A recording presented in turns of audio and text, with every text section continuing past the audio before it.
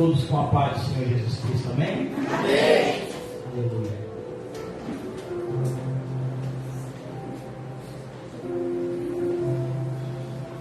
Queria te convidar a abrir a Bíblia na carta de Paulo aos Filipos, carta aos Filipenses, capítulo de número 4,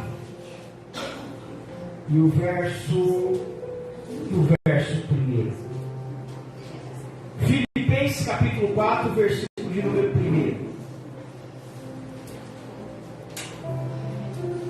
Enquanto você procura aí, queria desde já agradecer a todos, né, pela surpresa. Eu não estava no grupo da surpresa, mas eu estava agilizando, né, para ele não deixar a bispa saber, mas eu também não sabia que a surpresa era para levar. Então, quando eu cheguei aqui também foi uma outra surpresa. Eu quero agradecer a cada um. Deus abençoe a todos. Só quero falar que vocês erraram. No 42 ali era para colocar o 31. Vocês erraram ali. O da bispa está certo, tá, bispa? Não. Tá não? Errado também? Não, café.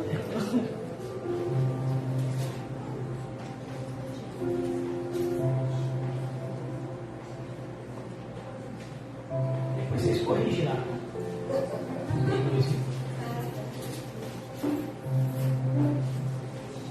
Irmãos, hoje nós vamos fazer mais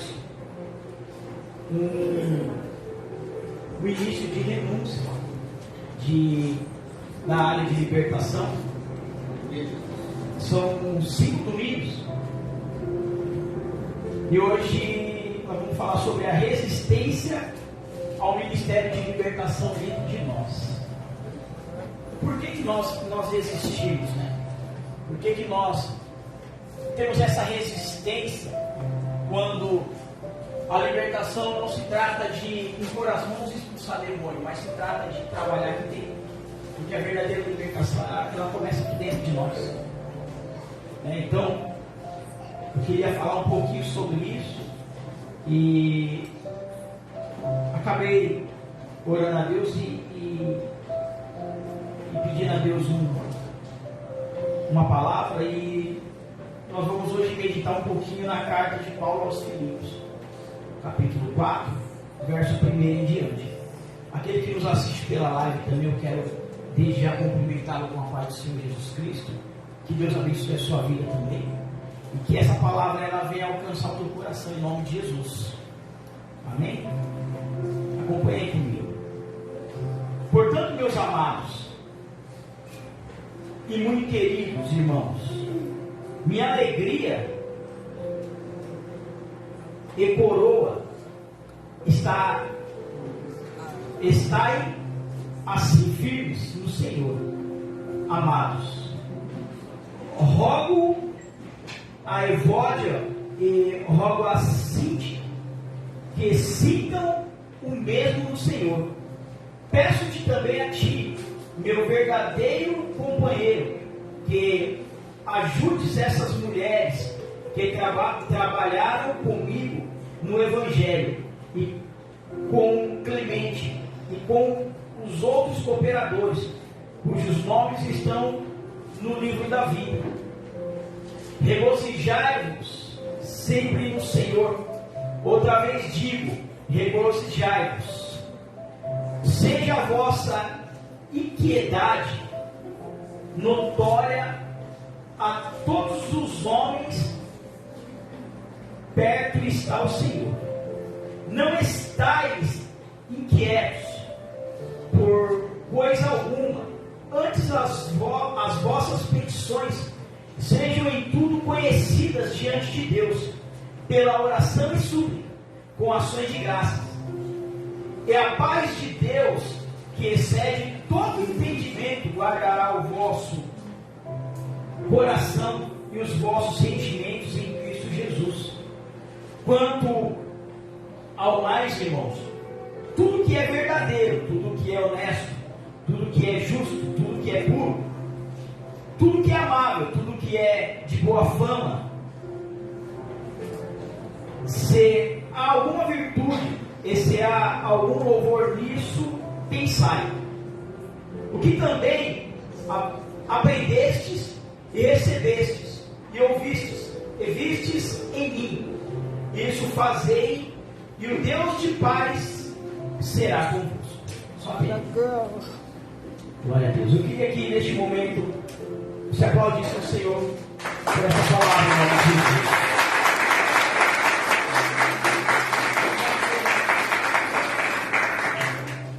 Jesus. Paulo, ele começa a escrever uma epístola direcionada a uma igreja situada na cidade de Filipos. E diante dessa carta, Paulo ele fala sobre um problema no capítulo 4, um problema que aquela igreja está vivendo, irmãos. Um problema que tem que com urgência ser resolvido no mundo espiritual e no mundo físico. E o que Paulo faz? Paulo escreve essa carta direcionada a líderes, pedindo com urgência para que venha tratar daquelas pessoas nessa área aqui, ó.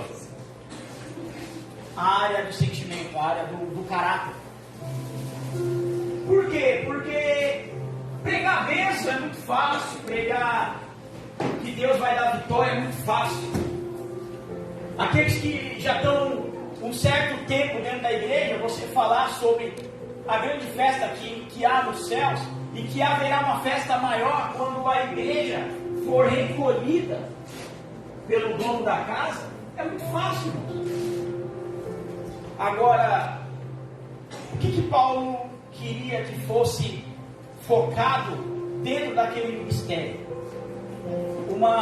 Um certo tipo de idolatria, que não se trata de uma idolatria por imagens, porque quando a gente fala sobre idolatria, automaticamente o que vem na sua mente?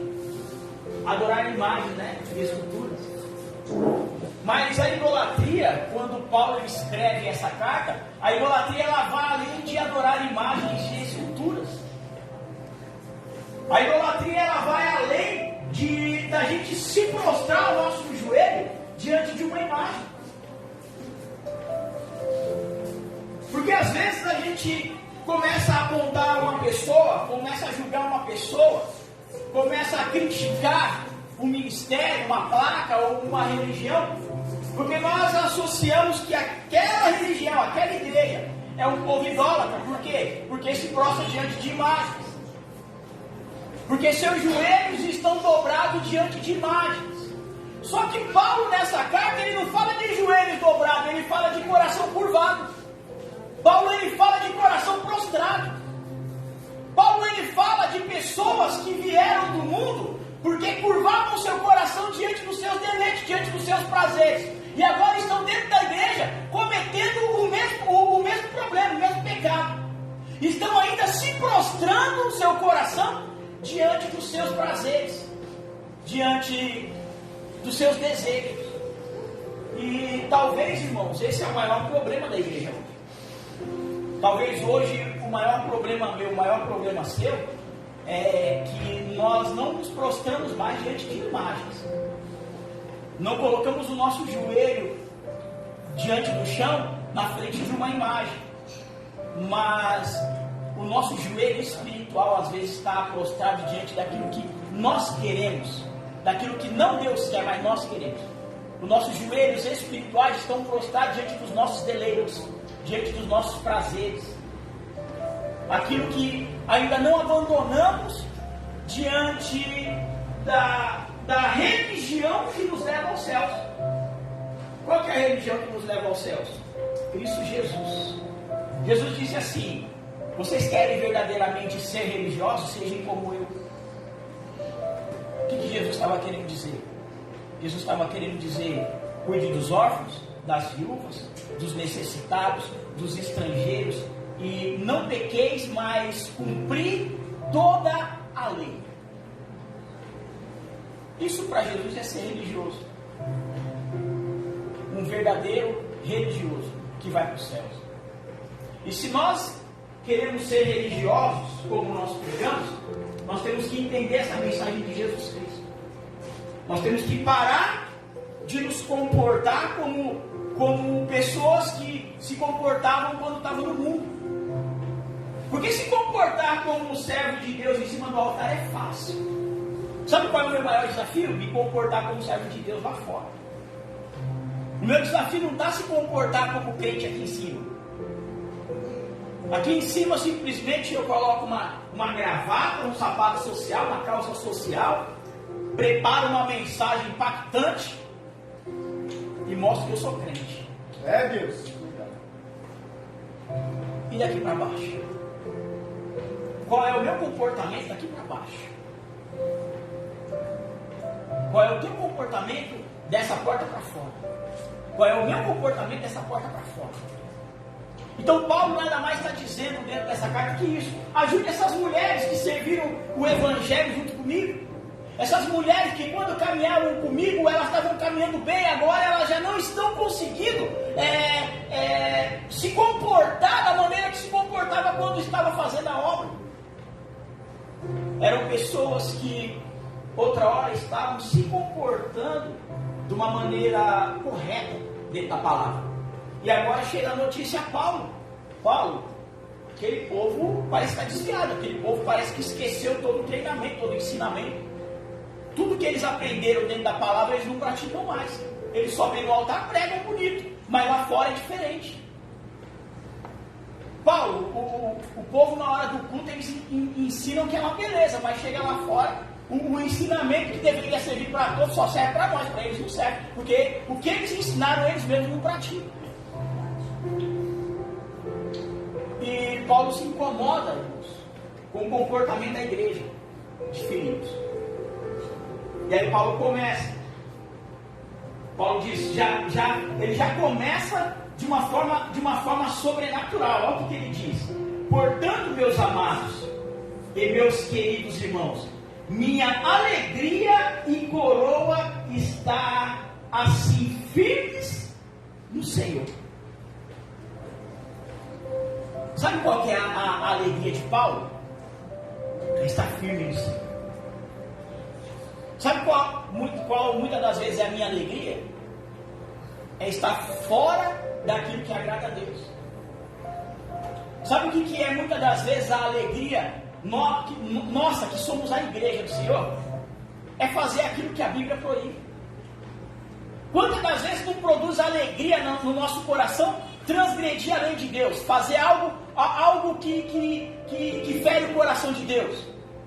Quantas pessoas dentro da igreja não preferem se embriagar e ficar alegre com a bebida, com o efeito do álcool, com o efeito da droga lícita e ilícita, mas não preferem se alegrar no Senhor? Mas Paulo diz, a minha alegria é no Senhor. Qual é a sua alegria? Aonde o seu coração se alegra? Você não precisa de se levantar e falar, não. Esse é o momento entre você e Deus.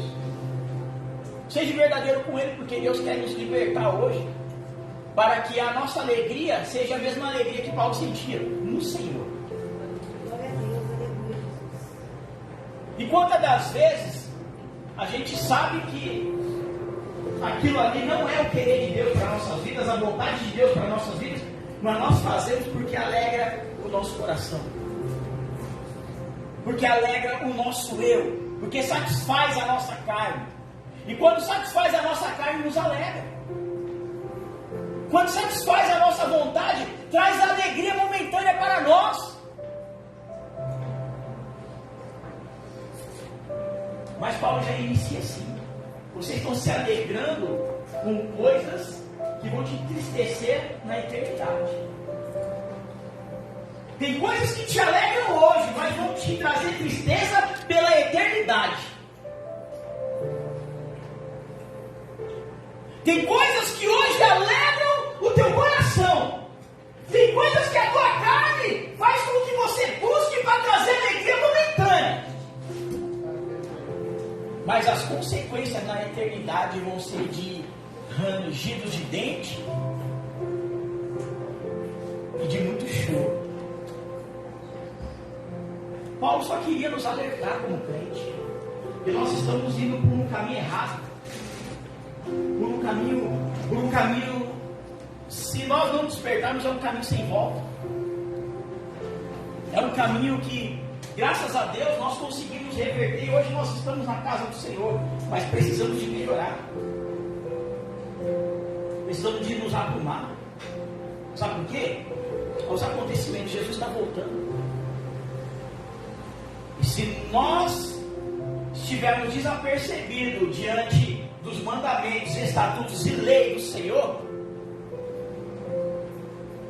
nós não seremos vistos como a igreja de Cristo. Infelizmente nós iremos ficar. E aqueles que estão buscando um posicionamento, eles serão recolhidos de uma forma sobrenatural. Paulo disse o seguinte, no verso 5: seja a vossa inquiedade, ou seja a vossa retidão, né? Seja a vossa retidão notória a todos os homens, perto está o Senhor. Seja a nossa retidão notória a todos os homens. Sabe o que ele quer dizer com isso? Tem gente que fala assim, não, eu estou certo, e Deus está vendo. Não, irmãos, Paulo disse que os homens também têm que ver a sua retidão. Você tem que ser testemunho. Eu e você temos que ser testemunho. O que nós fazemos lá fora, nós temos que dar bom exemplo, nós temos que dar bom testemunho lá fora. Não é só dar bom testemunho na igreja. Lá fora nós temos que dar bom testemunho. O nosso comportamento dentro da nossa casa tem que ser testemunho. O nosso comportamento na vizinhança tem que ser um bom testemunho. O nosso comportamento dentro da empresa tem que ser um bom testemunho. As pessoas, os homens, têm que testemunhar o seu comportamento. Os homens têm que testemunhar o meu comportamento. As pessoas têm que olhar para mim, para você e falar assim, eu queria ser assim. Eu não encontro força, eu não sei como você se comporta desse jeito, mas você é diferente. E é onde você vai falar, eu também era atribulado que nem você. Eu também era bagunceiro que nem você. Eu era um beberrão, eu era um drogado que nem você. Eu era um mentiroso, eu era um manipulador que nem você. Sabe o que me fez ter esse tipo de comportamento aqui? Jesus Cristo, Ele transformou meu caráter. E quando você começar a falar que tem alguém que consegue mudar o comportamento, você já ganhou aquela pessoa para Cristo. Ainda que ela não venha com você para a igreja, porque aquilo ali vai mexer na mente dela. Porque ninguém quer ter um comportamento esquisito, ninguém quer ter um comportamento ridículo, ninguém quer ter um comportamento que escandalize, irmãos. Ou você gosta de ser visto como um palhaço na frente de todo mundo, como bobo da corte, como alguém que está sendo manipulado pelo sistema? Você gosta? Ninguém gosta. E você já viu quando você ficava bêbado no bar? Alguém já fez um vídeo e te mostrou no outro dia? É feio, não é? Ser drogado, caindo no meio da rua, as calças arriadas até o joelho, os cachorros lambendo sua boca. Aí você fala assim, meu Deus, o diabo me fez de palhaço. Não é assim? Você começa a olhar o vídeo e você fala, não acredito que eu fiz isso. Eu não acredito que esse é o meu comportamento. E aí você se revolta com você mesmo, né? Por você se dedicar ao ridículo. E você fala, o meu Cristo, ele tenta me tirar do ridículo. mas a todo momento eu me exponho ao ridículo. Não é assim? É ou não é? Dessa forma. Quando você começa a ver, você fala assim: não acredito que esse sou eu. Você fica 1 mês, 2 meses sem sair na rua com vergonha. Sabe por quê? Você descobre que o diabo não está querendo te matar, roubar e te destruir primeiro. Primeiro ele quer fazer você de palhaço na frente de todos os homens. E ao invés de você dar o testemunho que Paulo falou, que você tem que dar um bom testemunho diante dos homens, você está fazendo papel de palhaço na frente dos homens. É onde você se esconde. No outro dia, você fica 1 semana, 2 semanas sem sair na rua. Não é porque você está de ressaca. Não é porque você está com medo do diabo. É porque você descobre que você fez papel de palhaço na frente de todo mundo. E ó, não ganhou nada para isso, é de graça. Você vai no circo, os palhaços saem tudo pago. E você fez papel de palhaço de graça. Você está entendendo, irmão? O que Paulo está dizendo para mim, para você? Para de fazer papel de palhaço.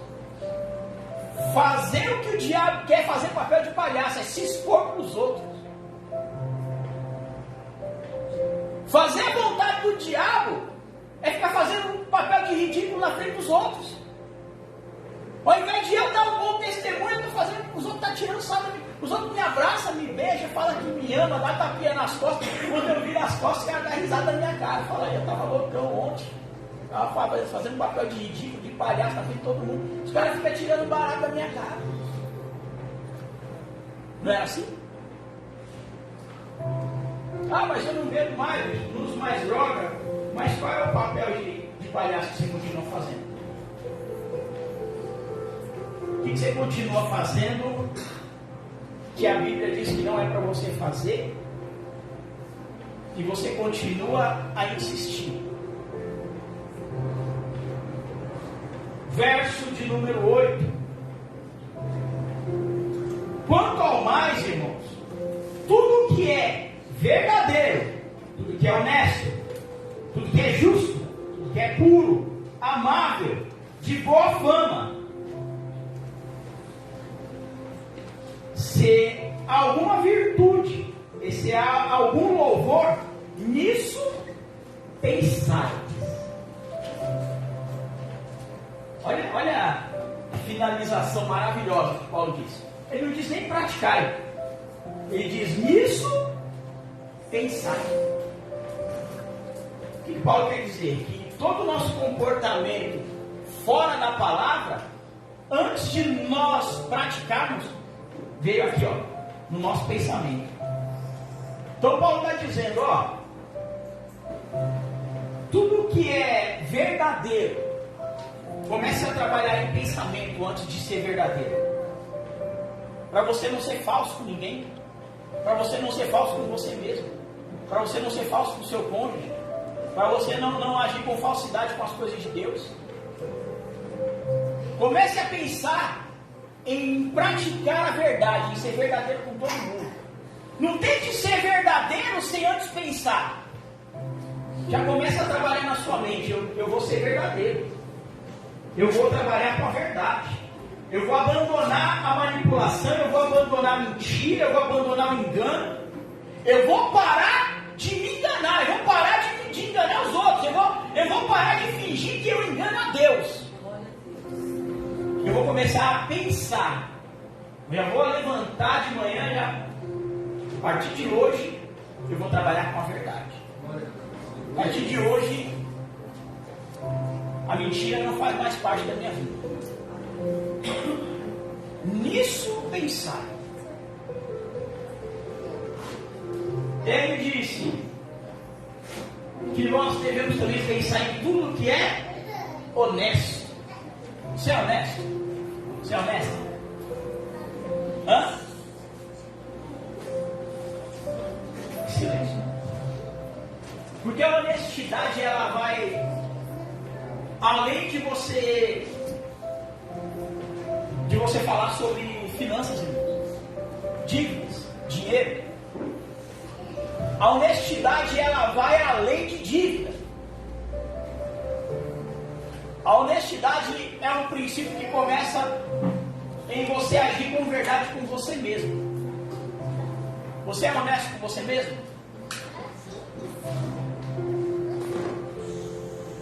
Você tem agido com honestidade no teu casamento?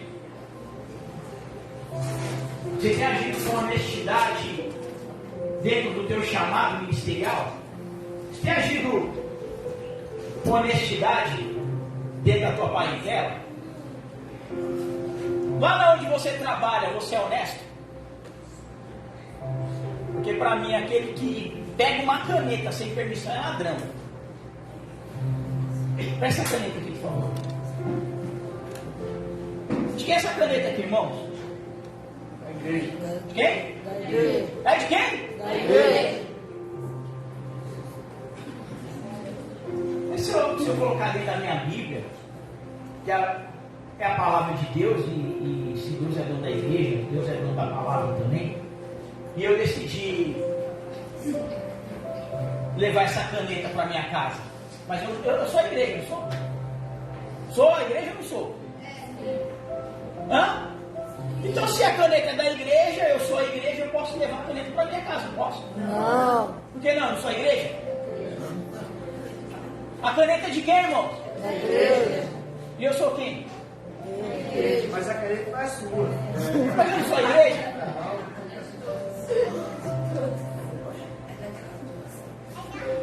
É isso, a igreja, a caneta é minha agora. A caneta é da igreja. E o nosso comportamento dentro da igreja é como de ladrão. Sabe por quê? Porque a gente acha que tudo que está dentro da igreja é da igreja.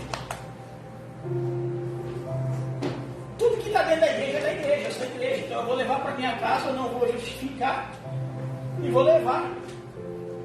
E a gente vê que não tem uma punição da parte de Deus. Deus não fulminou minha vida que nem fez com Ananias e Safira, né? O que eu faço? Amanhã eu levo outra. Sabe por quê? Porque eu sou a igreja. Chega um certo dia de culto que não tem da caixa de caneta que foi comprado para nós usufruirmos aqui dentro da igreja, todo mundo em conjunto, em comunhão, em união. Chega um certo dia que nós estamos começando a usar os lápis das crianças. Por quê? Porque o bonito aqui que é a igreja já tem a caixa fechada de caneta lá dentro da casa dele. Tudo isso por quê? Porque eu sou a igreja. Está entendendo?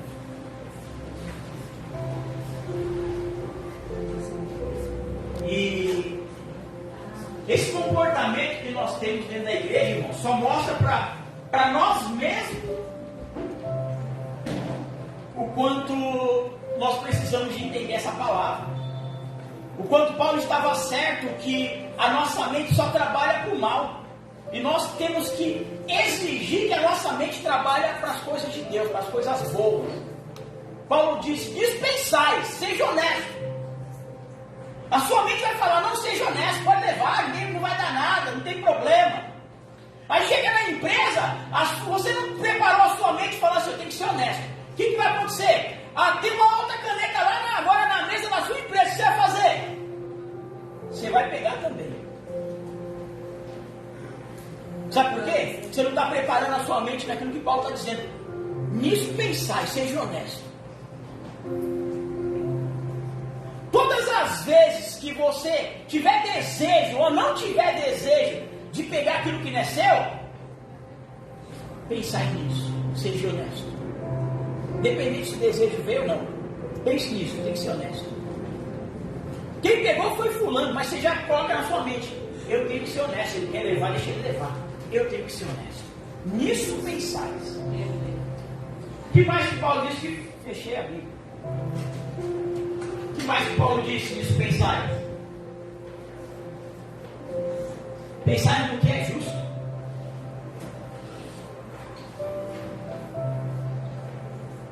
Flávio me prejudicou. Pensando que eu esqueci. Agora deixa o pau quebrar para cima dele. Não vou nem muito bem. Eu sei a verdade, eu poderia lá até amenizar, mas no dia ele não me prejudicou. Agora deixa o pau quebrar do lado dele. Mas a Bíblia diz: pense em ser justo. Pode ser, ó, seja justo, dispensais. Quando o Flávio, independente se ele errou comigo ou não, ele estiver passando por uma situação e eu posso interferir e agir com justiça ao favor do meu irmão, independente se ele me prejudicou ou não, seja justo, dispensáveis. Você vai falar, independente se ele me prejudicou ou não, eu vou ser justo, eu vou lá. Eu vou ser diferente do que ele fez comigo. Eu não posso ser como José fez com seus irmãos. Quando os irmãos de José chegou diante dele para comprar alimento na época de fome, o que José fez?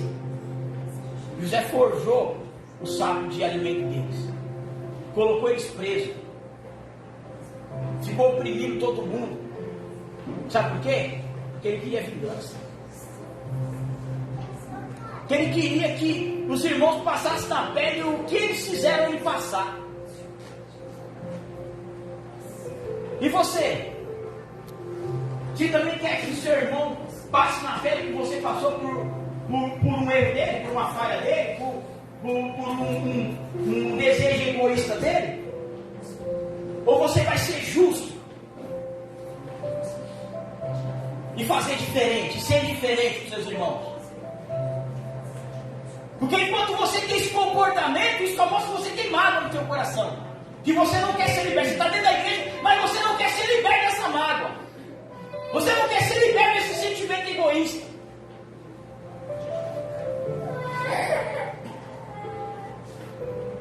Porque José só foi entender o que Deus queria com ele quando levou os irmãos lá no final da proposta.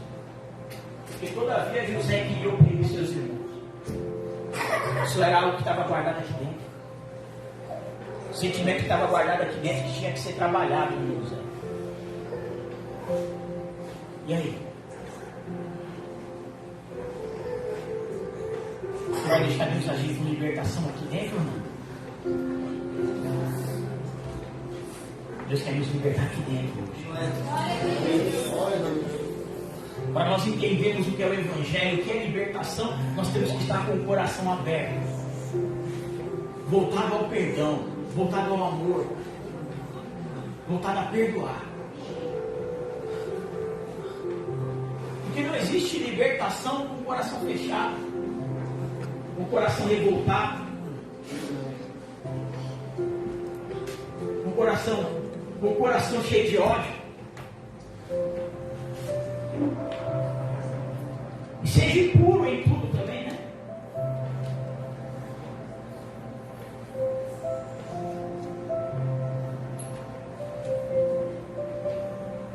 A única forma de nós sermos purificados é quando nós decidimos ser obedientes à palavra. Porque a palavra, ela nos traz pureza, ela limpa a nossa alma.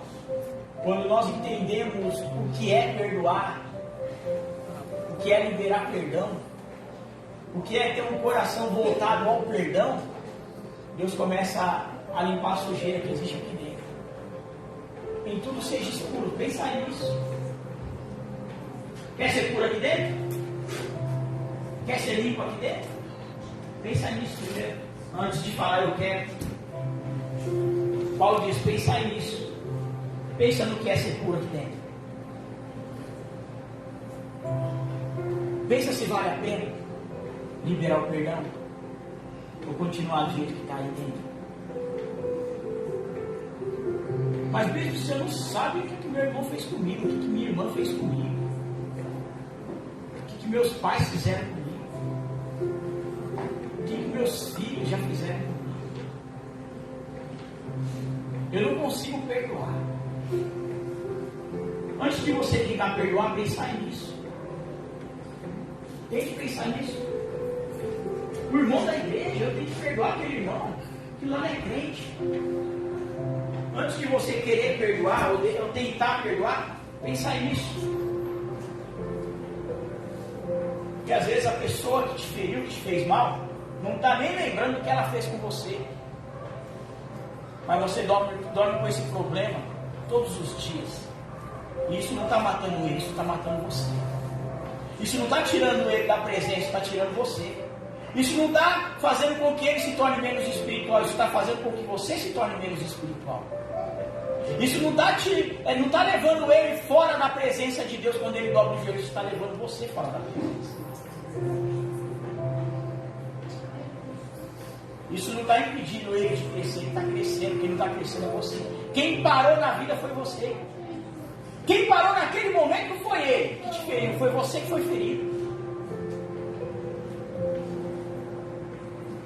Jesus conta uma parábola que havia um homem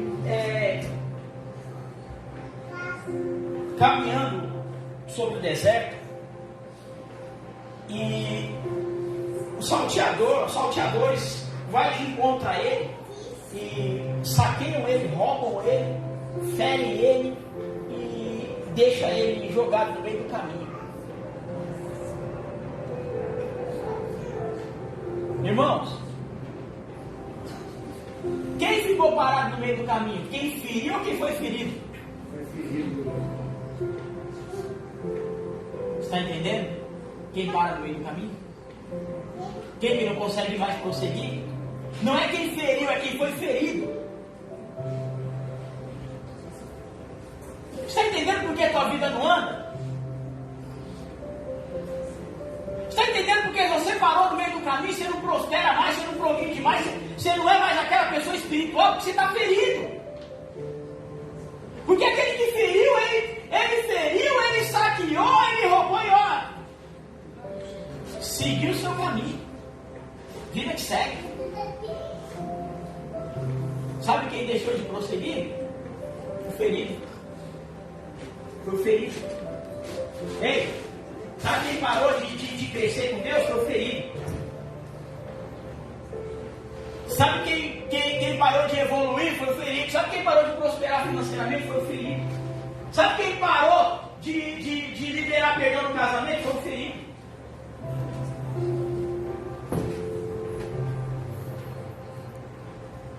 Sabe quem não consegue mais receber amor? O ferido.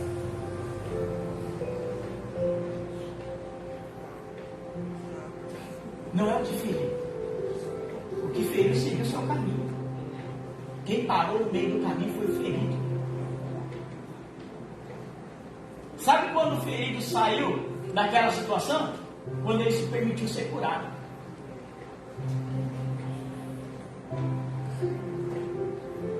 Sabe quando ele voltou a seguir o caminho? Quando passou alguém, levantou ele e falou assim: deixa eu curar suas feridas, deixa eu te ajudar.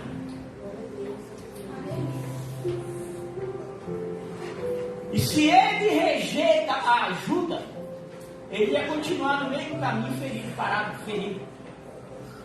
Mas quando ele estende a mão e fala: me levanta, eu quero ser curado, eu preciso de sair dessa situação, eu não posso parar nesse caminho, eu tenho que continuar a minha caminhada, eu tenho que prosseguir.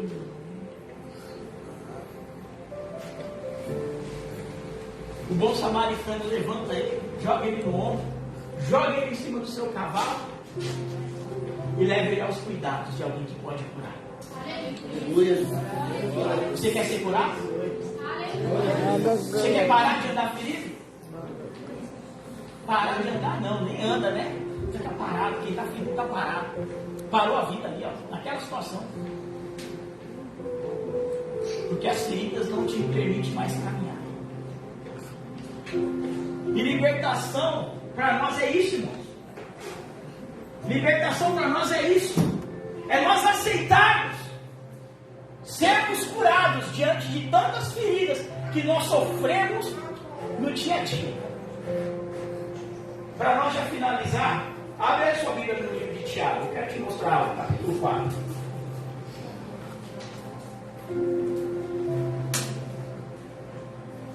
Tiago capítulo 4, verso 1 até o 4.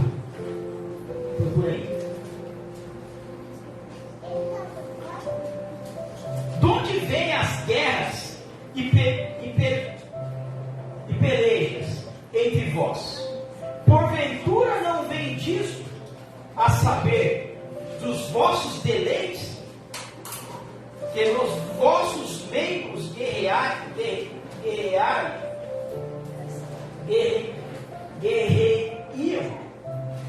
cobiçais e nada tendes, sois invejosos e cobiçais e não podeis alcançar, combateis e guerreais e nada tendes, porque não pedis, pedis e não recebeis, porque pedis mal, para o gastardes em vossos deleites. Adúlteros e adúlteras, não sabeis vós que a amizade do mundo é inimizade contra Deus? Portanto, qualquer que quiser ser amigo do mundo, constituir-se inimigo de Deus.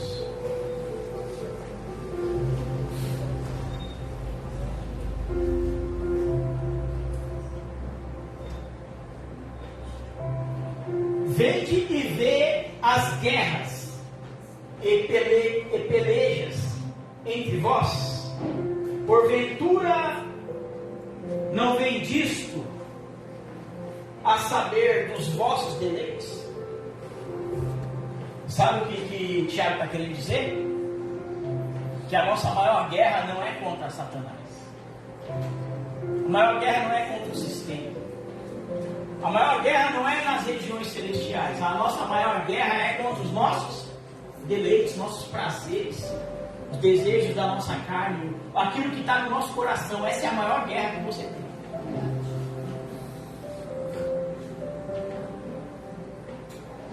Porque nós acabamos cedendo aos deleites da carne, aos prazeres da carne. E essa é a nossa maior guerra.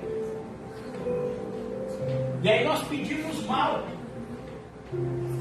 recebemos mal.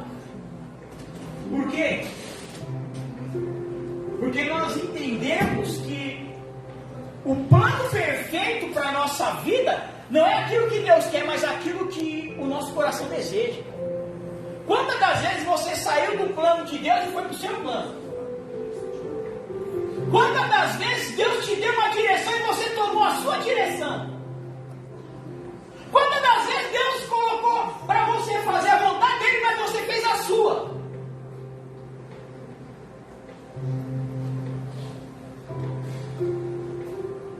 Sabe o que Tiago está dizendo? Que você quer traçar um plano perfeito para você. Porque você não acredita que o plano de Deus é o plano perfeito para a tua vida.